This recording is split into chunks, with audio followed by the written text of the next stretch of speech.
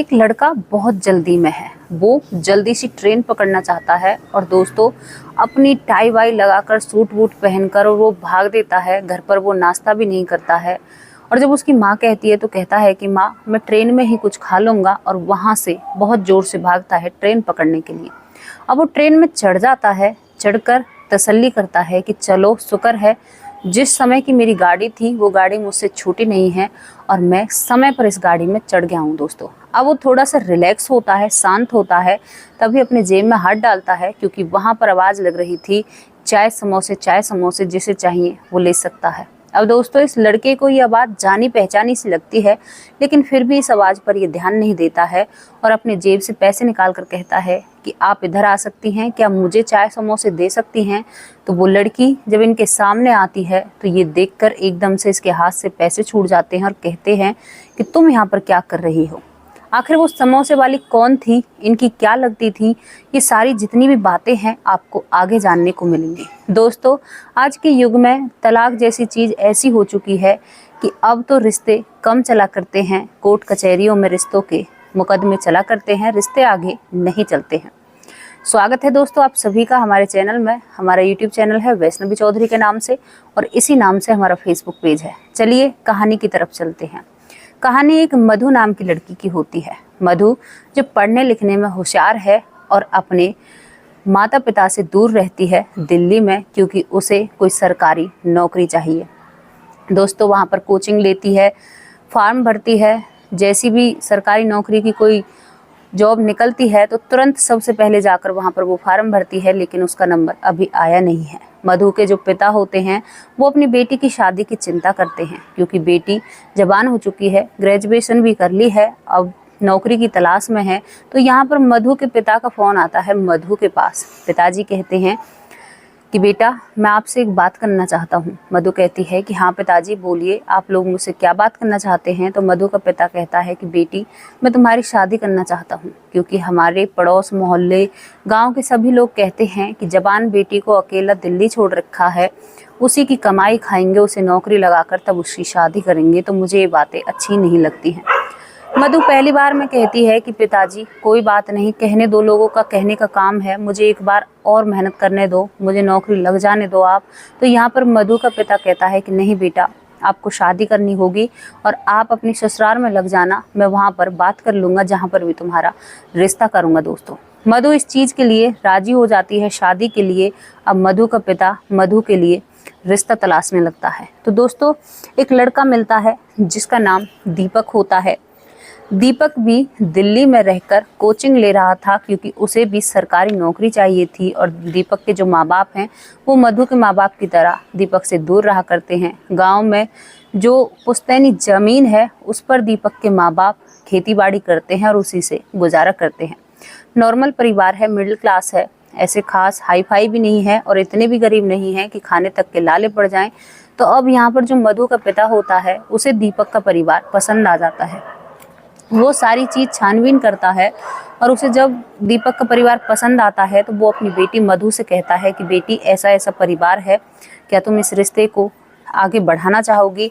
तो यहाँ पर मधु कहती है पिताजी आपका जो मन करे वो करिए, मैं आपके पीछे हूँ। अब यहाँ पर मधु और दीपक की शादी फिक्स हो जाती है और दोस्तों दोनों की शादी धूमधाम से हो जाती है। मधु देखने में ऐसी लग रही थी कि बहुत अच्छी लड़की है और उसका नेचर अच्छा भी था, लेकिन बाद में क्या होता है ये समझ में नहीं आता। मधु अपने ससुराल में आ जाती है दीपक के साथ और वहाँ पर वो अपने सास ससुर की सेवा करती है और बहुत अच्छे से वहाँ पर रहती है। सभी काम को वो ऐसे संभाल लेती है पूरे घर को कि मानो जैसे कितने दिनों से इस घर में रह रही होती है। मधु की सास अपनी बहू को देखकर बहुत खुश हो जाती है कि मेरी बहू कितनी अच्छी आई है, शायद मैंने अच्छे कर्म किए होंगे जो मुझे इतनी सुंदर सुशील समझदार बहू मिली है। अब दोस्तों शादी को 2 महीना हो जाते हैं तो यहाँ पर मधु के पिताजी आते और कहते हैं कि समधी जी इतने दिन हो गए बेटी को, अब नई नई शादी हुई है तो जल्दी जल्दी लेने आना जाना पड़ेगा और मैं अब बेटी को घर ले जाना चाहता हूँ। मधु के सास ससुर एकदम से कह देते हैं, लेकिन यहाँ पर जो दीपक होता है वो थोड़ा सा नाराज और उदास हो जाता है कि तुम्हारे बिन मेरा मन कैसे लगेगा। लेकिन दोस्तों मधु को जाना था, हर लड़की जाती है शादी के बाद अपने मायके और मधु अपने मायके चली जाती है। अब मधु वहां पर जाकर अपने पिताजी से कहती है कि पिताजी, आप क्या मेरी ससुराल में बात नहीं कर सकते? मुझे पढ़ाई आगे करनी है, मुझे और टेस्ट देने हैं या कोचिंग लेनी है दिल्ली जाकर, जिससे मैं एक सरकारी नौकरी हासिल कर सकूं। दोस्तों, मधु का पिता दीपक के पास फ़ोन करता है और कहता है कि जमाई बाबू कैसे हो? तो यहाँ पर दीपक कहता है कि हाँ पिताजी, मैं बहुत अच्छा हूँ, लेकिन अब कोचिंग के लिए कुछ दिन के लिए दिल्ली जाऊँगा क्योंकि मुझे कोई नौकरी पकड़नी है। अब यहाँ पर जो मधु के पिताजी हैं वो कहते हैं कि बस तुमने तो मेरे मुँह की बात छीन ली। फ़र्क इतना है कि बेटा, मधु भी कोचिंग लेकर किसी सरकारी नौकरी को पकड़ना चाहती है, कोई टेस्ट देना चाहती है, तो क्या तुम उसे आगे पढ़ा सकते हो? तो यहाँ पर जो दीपक है वो कहता है कि पिताजी, ये तो बहुत अच्छी बात है और हम तो ऐसे लोग हैं कि हमें किसी बात में कोई दिक्कत नहीं है और मधु आगे लगना चाहती है तो मैं तो बहुत खुश हूँ, मधु लगे और पूरा सपोर्ट मेरा होगा। अब यहाँ पर मधु की बात पक्की हो जाती है। दोस्तों, मधु को दिल्ली भेज दिया जाता है।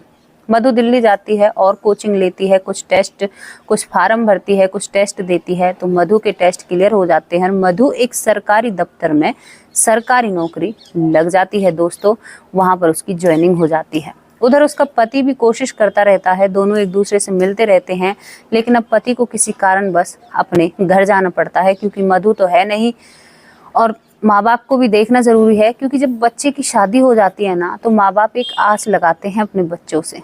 अब मधु जब सरकारी नौकर बन जाती है, नौकरी करने लगती है, तो मधु अब घर नहीं आती है ससुराल। उधर मधु की जो सास होती है, एक टोकरी सी में लड्डू रखती है, क्योंकि गांव में ऐसा ही होता है, और घर घर एक एक लड्डू देती है, दो दो लड्डू, और कहती है आपको पता है मेरी बहू ना सरकारी नौकरी लग चुकी है। सभी से यही बात कहती है, लड्डू देती है, मुस्कुराती और कहती है कि हमारी बहू ना सरकारी नौकरी लग चुकी है। दोस्तों, सास को इतनी खुशी थी कि उन्हें लगा था कि हमारे घर में भी अब कोई सरकारी नौकरी हो गई है, कोई कमाने वाला हो गया है, कुछ दिन बाद शायद हमारा बेटा भी लग जाए। मधु का पति अब दिल्ली अपनी पत्नी के पास जाता है दीपक और कहता है कि मधु, अब तुम्हें नौकरी करते करते 3 महीना हो गए, अब तुम घर का रुख नहीं करोगी, अब तुम ऐसा करना, घर से ही अप डाउन कर लेना, यहाँ पर रहने की कोई ज़रूरत नहीं है। माँ बाप का भी तो मन है, वो भी तुम्हारे साथ रहना चाहते हो, शादी के बाद 2 महीने ही तुम मम्मी पापा के पास रही हो। मधु मान जाती है, लेकिन दोस्तों एक बात जो थी वो बात ये थी कि मधु जहाँ पर नौकरी करती है वहाँ पर एक सोहन नाम का लड़का होता है, जिसे देखकर, वो भी सरकारी नौकरी लगा हुआ था, और मधु से देखकर उसके मन में ख्याल आते हैं कि काश ये मेरा पति होता।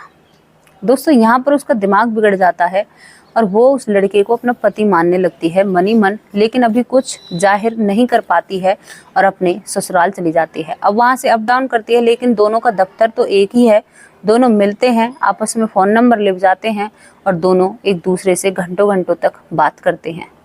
लेकिन जैसे ही मधु इस सोहन नाम के लड़के से बात करती है तो दीपक को थोड़ा सा डाउट होता है कि ये हमेशा घंटों घंटों तक फ़ोन पर लगी रहती है। और दीपक एक दिन पूछ ही लेता है कि मधु, तुम कौन से इतनी बातें करती हो? रात को 11-11 बज जाते हैं तुम्हें सोने में, तुम्हें नौकरी भी करनी होती है, घर का काम भी देखना होता है, तो तुम किससे बातें करती हो?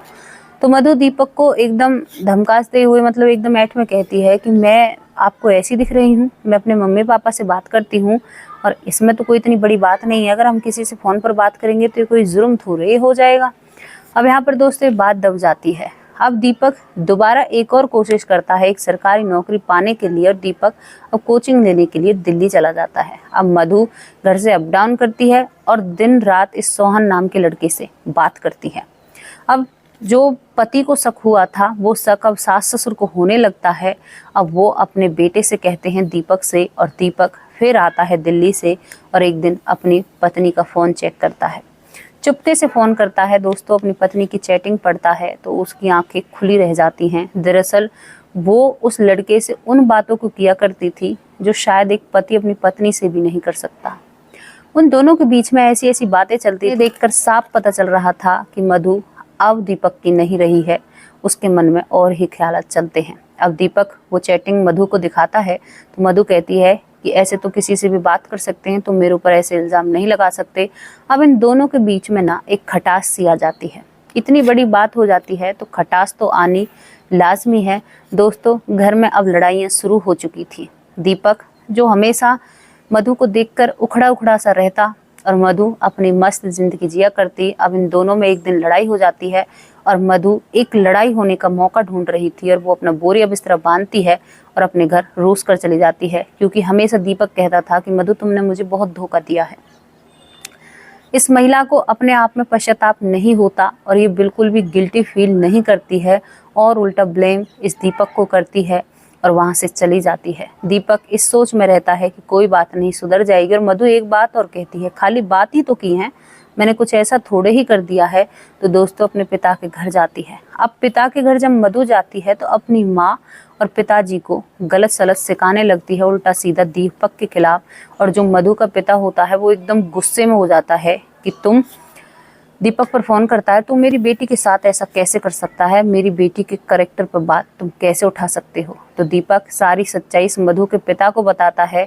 पिता को इन बातों पर यकीन भी हो जाता है, लेकिन जो दीपक की सास थी, मधु की माँ थी, वो कहती है कि मेरी बेटी ऐसी हो ही नहीं सकती, दामाद झूठ बोल रहे हैं और कुछ कमाते धमाते तो है नहीं। अब ये लड़की बाहर भी काम करती है, उसके माँ बाप भी देखती है और ऊपर से रौब और झाड़ रहा है।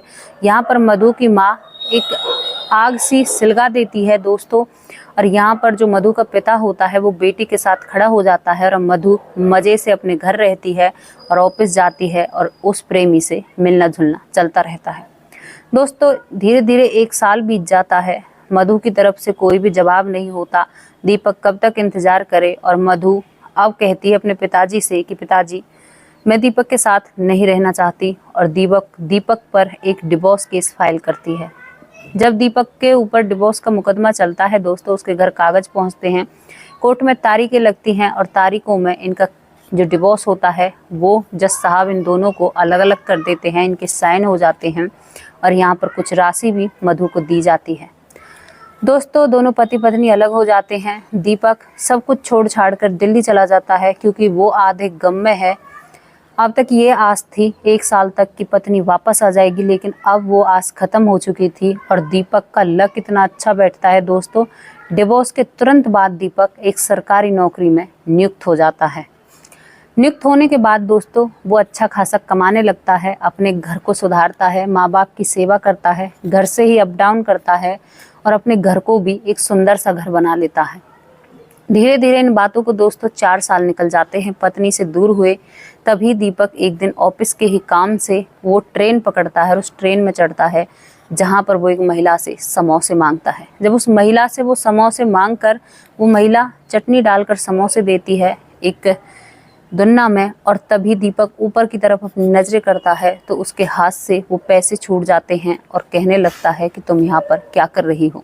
दरअसल दोस्तों वो कोई और नहीं थी, वो उस दीपक की पत्नी होती है मधु, जिससे उसका 4 साल पहले डिवोर्स हो चुका था। अब दीपक एकदम हैरान सा हो जाता है कि भाई तुम तो सरकारी नौकरी करती थी, ऊपर से तुमने रिश्ता भी इस वजह से तोड़ा था कि तुम्हें उस लड़के के साथ रहना है जो सोहन होता है। तो मधु की आंखें भर आती हैं।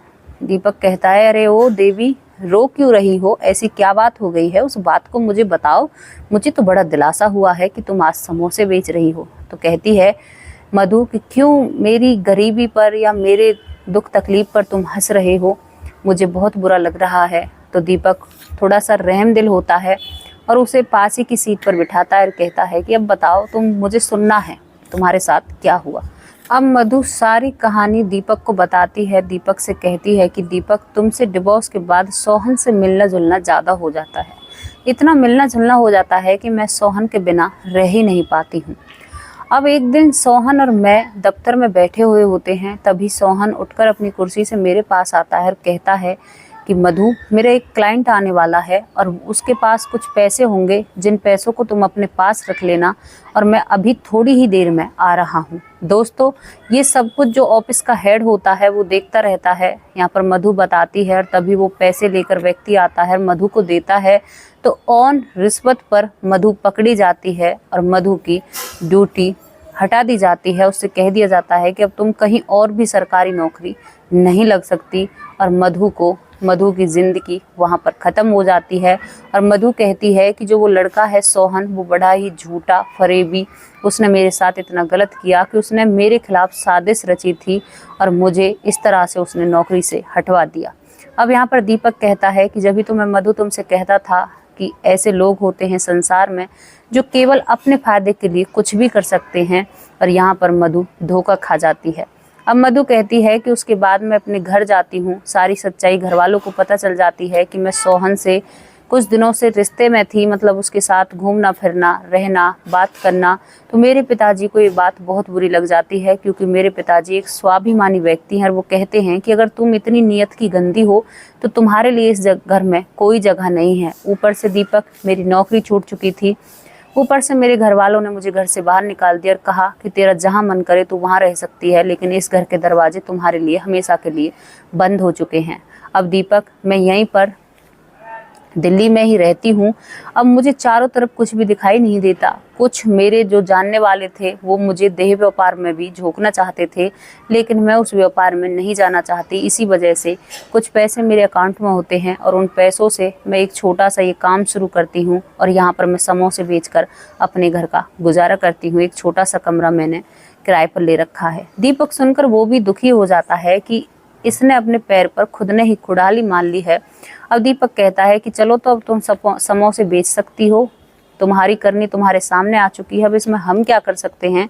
तभी यहाँ पर जो मधु होती है वो दीपक के पैरों में पड़ जाती है और रोने लगती है, बहुत जोर जोर से रोने लगती है और कहती है, दीपक भले ही तुम मुझे अपने साथ मत रखो, मुझ पर विश्वास मत करो, लेकिन मुझे एक बार माफ़ कर दो, वरना मरते दम तक ये बोझ मैं अपनी छाती पर रखकर नहीं ले जाना चाहती, क्योंकि मुझे बहुत बुरा लगता है। जब मैं रात को सोती हूँ तो ये बातें मेरे दिमाग में रात भर आती हैं। आज मुझे 1 साल हो गया इसी तरह समोसे बेचते बेचते। अब दीपक कहता है कि चलो मैंने तो तुम्हें माफ़ कर दिया।